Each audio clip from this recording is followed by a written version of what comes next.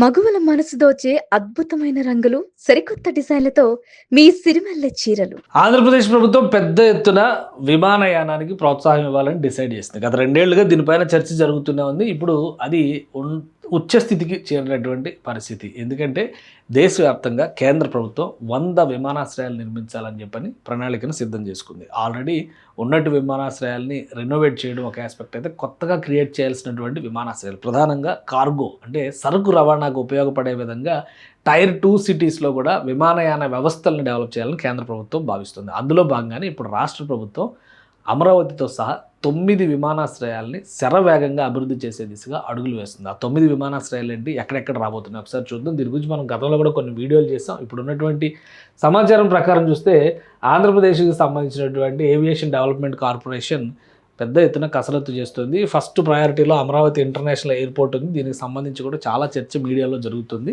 తర్వాత కుప్పం, దగదర్తిలో already last time operations మొదలుపెట్టి మధ్యలో ఆగినటువంటి పరిస్థితి ఉంది. ఇప్పుడు వాటిని స్పీడప్ చేయడం, అలాగే ఒంగోలు ఎయిర్పోర్ట్, శ్రీకాకుళం ఎయిర్పోర్ట్, నాగార్జున సాగర్, తాడేపల్లిగూడెం, అనంతపురం, ఇక్కడ తుని, అన్నవరం మధ్య ఒక ఎయిర్పోర్ట్, మొత్తం 9 ఎయిర్పోర్ట్ల ప్రణాళికని ఏవియేషన్ డెవలప్మెంట్ కార్పొరేషన్కి రాష్ట్ర ప్రభుత్వం అప్పగించింది.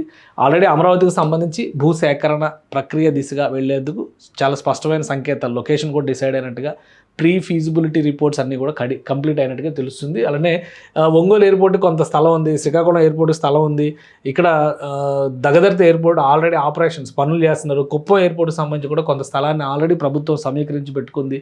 సో మిగతా 2-3 ఎయిర్పోర్ట్స్, అనంతపురం కానీ, తుని కానీ, నాగార్జున సాగర్ పైన కూడా అక్కడ ఒక ఎయిర్ స్ట్రిప్ నడుస్తుంది. దాన్ని మరింతగా విస్తరించి పూర్తిస్థాయి ఎయిర్పోర్ట్ చేయాలని చెప్పని రాష్ట్ర ప్రభుత్వం భావిస్తుంది.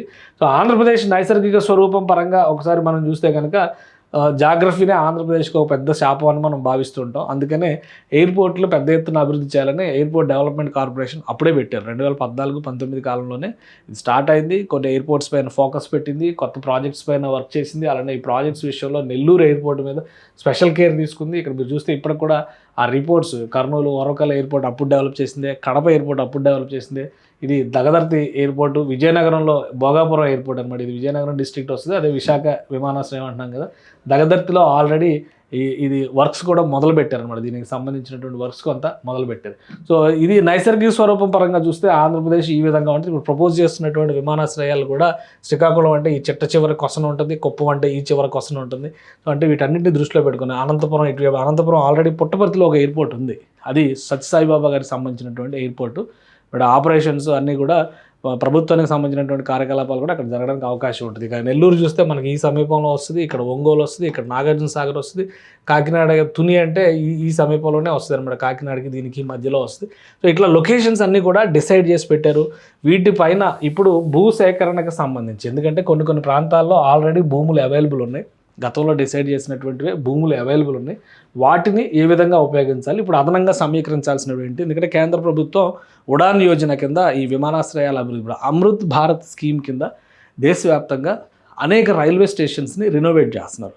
అదే తరహాలో విమానయానానికి సంబంధించి ఉడాన్ యోజన కింద పెద్ద ఎత్తున ముఖ్యంగా పెరిషబుల్ గుడ్స్, పాడైపోయేటువంటి సరుకుల రవాణా, పళ్ళు, పలహారాలు, పళ్ళు, పూలు లాంటివి కూడా, కూరగాయలు లాంటివి కూడా ఒక రాష్ట్రం నుంచి ఇంకో రాష్ట్రానికి సప్లై చేసే విధంగా ఒక నెట్వర్క్ను డెవలప్ చేయాలని కేంద్ర ప్రభుత్వం భావిస్తుంది. అందులో భాగంగానే ఆంధ్రప్రదేశ్ ప్రభుత్వం దీన్ని ఒక అడ్వాంటేజ్ చేసుకోవడం కోసం ప్రయత్నాలు చేస్తుంది. మొత్తం ఈ 9 ఎయిర్పోర్ట్లని ఫైనల్ చేశారు. వీటికి సంబంధించి ఇప్పటివరకు అవైలబుల్ ఉన్నటువంటి భూములు, అదనంగా సమీకరించాల్సినటువంటి భూములు, నిర్మాణ ప్రణాళిక, వైబిలిటీకి సంబంధించి అంటే ఫీజిబిలిటీ రిపోర్ట్స్ తయారు చేయించేటువంటి పనులపైన రాష్ట్ర ప్రభుత్వం ఇప్పటికే ఏవియేషన్ డెవలప్మెంట్ కార్పొరేషన్కి డైరెక్షన్స్ ఇచ్చింది. కొన్ని ప్రాజెక్టులకు సంబంధించినటువంటి ప్రతిపాదనలు ఫైనల్ స్టేజ్లో ఉన్నట్టుగా తెలుస్తుంది. బహుశా ఈ 2-3 నెలల్లో ఇది అధికారికంగా ప్రకటించే అవకాశం ఉన్న అంశంగా కనిపిస్తుంది. అన్నిటికంటే ముందు అమరావతి ఇంటర్నేషనల్ ఎయిర్పోర్ట్కి సంబంధించినటువంటి పనుల అంకురార్పణ కూడా జరిగే ఛాన్సెస్ పుష్కలంగా ఉన్నాయి.